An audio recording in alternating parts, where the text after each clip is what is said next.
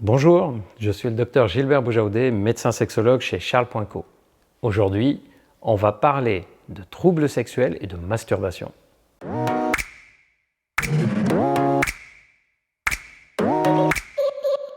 Bienvenue sur la chaîne YouTube de Charles.co. Si vous aimez nos vidéos sur la sexualité, abonnez-vous à notre chaîne YouTube et pensez à activer la cloche de notification pour ne rien louper. Nous sommes aussi sur Instagram, Charles.co, et vous pouvez bien sûr téléconsulter avec un médecin sexologue sur la plateforme Charles.co. Allez, on commence. Quand on évoque la masturbation, c'est pour parler le plus souvent soit de ses bienfaits sur le stress et la santé, soit à l'inverse, pour parler du risque d'addiction. Mais saviez-vous qu'il y a encore une autre façon d'en parler? C'est la masturbation comme outil thérapeutique pour soigner des problèmes sexuels.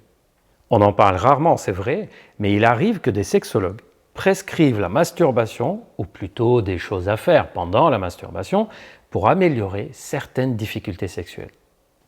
Vous voulez savoir comment on fait et dans quel cas c'est utile? Vous aurez toutes les réponses dans cette vidéo. Attention, on parle bien de masturbation chez vous et non dans le cabinet de sexologue. Aucun professionnel de santé ne peut vous imposer une masturbation ni autre acte sexuel, aussi thérapeutique qu'il soit.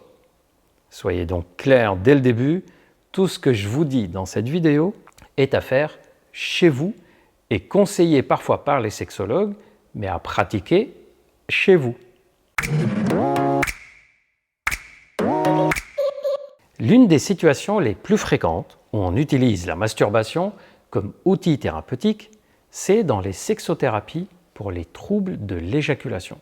Dans ce cas, on va conseiller aux patients de profiter d'un moment de masturbation pour appliquer des exercices et des techniques au niveau des muscles du périnée, ce qui permet d'obtenir un meilleur contrôle sur les sphincters lors de l'excitation sexuelle et donc un meilleur contrôle de l'éjaculation lors des rapports sexuels. On peut même y associer l'utilisation des vibromasseurs masculins pour obtenir une stimulation et donc un contrôle encore plus précis du périnée. Une autre forme de masturbation thérapeutique peut être utilisée pour les troubles de l'érection avec une composante psychologique forte. Par exemple, on peut conseiller de profiter d'un moment de masturbation pour la pratiquer, mais tout en appliquant des méthodes mentales inspirées des techniques de pleine conscience, voire d'auto-hypnose. La masturbation associée à ces techniques mentales permet à certains hommes de passer un cap psychologique et de dépasser ensuite les peurs lors de l'acte sexuel. Ces techniques sont très présentes dans les programmes que nous avons développés avec l'équipe de Charles.co, c'est-à-dire le programme TIME pour l'éjaculation précoce et le programme MASTER pour les troubles de l'érection et de l'excitation. Chez les femmes, l'une des principales causes de manque de plaisir ou de difficulté d'orgasme lors des rapports sexuels, c'est le fait de ne pas connaître suffisamment son propre corps et comment il fonctionne. Pour être plus précis, beaucoup de femmes disent ne pas avoir de plaisir lors des rapports, mais en réalité, elles font l'amour selon un modèle qu'elles pensent le bon. Souvent, c'est quelques préliminaires puis pénétration, sans vraiment connaître leur propre fonctionnement. Par exemple, certaines ne savent pas si elles ont plus de plaisir en ayant une stimulation du clitoris en même temps que la pénétration.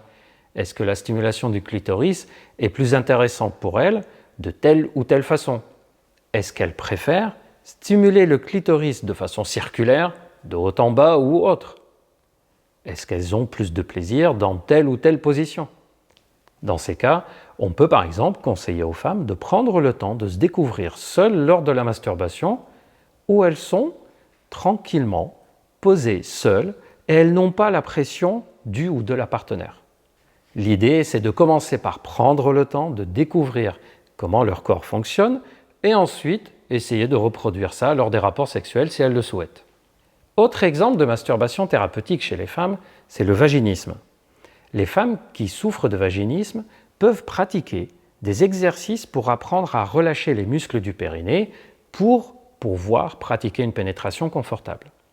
Ces exercices sont plus faciles à faire en cas de masturbation avant les exercices ou pendant les exercices, puisque l'excitation sexuelle va aider à relâcher les muscles du vagin. Comme vous voyez, ce sont des masturbations thérapeutiques à visée sexologique. mais on peut pratiquer les masturbations thérapeutiques avec des objectifs autres que sexuels. Voici quelques exemples. Soulager les douleurs menstruelles. Une étude récente a montré que la masturbation pendant les règles réduisait les douleurs menstruelles de façon très significative chez la majorité des femmes qui ont participé à cette étude. Bon, il faut avoir envie de se masturber dans ces situations. Cela dépend des femmes, cela change d'une femme à une autre. En tout cas, c'est bon à savoir que ça existe. La masturbation peut soulager d'autres douleurs aussi, comme les migraines, les douleurs de dos, les douleurs musculaires. Plusieurs études l'ont montré, c'est simplement lié aux décharges d'hormones qu'on a au moment de l'orgasme.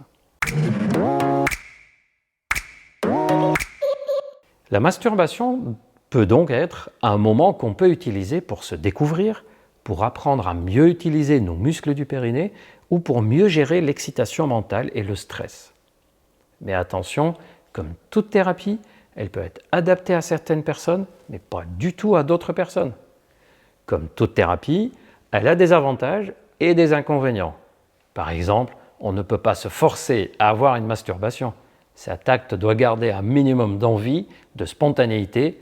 Ça n'a aucun sens de se masturber mécaniquement juste pour s'exercer. Et comme toute thérapie, il faut la considérer comme une option possible qu'on peut tester ou non, chacune et chacun selon ses préférences et ses souhaits.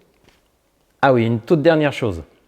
N'oubliez pas de vous abonner et d'activer la cloche de notification pour ne louper aucune de nos prochaines vidéos et de nous suivre aussi sur l'Instagram @charles.co pour toujours plus d'astuces et de conseils sexos.